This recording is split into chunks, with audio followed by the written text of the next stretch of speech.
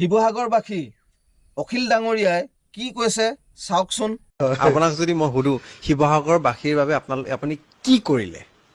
এটা একদম ডাঙৰ প্ৰশ্ন। শিৱসাগৰবাসীৰ কাৰণে মানে শিৱসাগৰৰ মানুহে মোক জিকাইছিলে মোক জেলৰ পৰা উলিয়াবলৈ। হয়, যিদিনা মই জেলৰ পৰা ওলালোঁ সেইদিনাই তেওঁলোকে মানে 50% তেওঁলোকৰ যিটো আশা কৰি ইলেকশ্যনত মোক জিকাইছিলে সেইটো তেওঁলোকৰ পূৰণ হৈ গ'ল।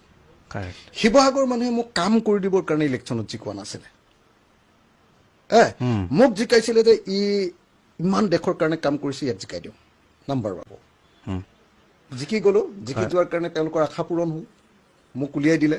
তেওঁলোকে মোক সমষ্টিৰ কাম কৰিবৰ কাৰণে জিকোৱা নাছিলে, মই ভাবোঁ। হয় অখিল ডাঙৰীয়া, আপুনি ঠিকেই কৈছে।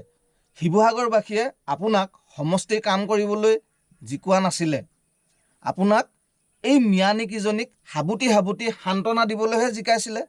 হয়নে নহয় বাৰু? চাই লওকচোন এবাৰ নিজে।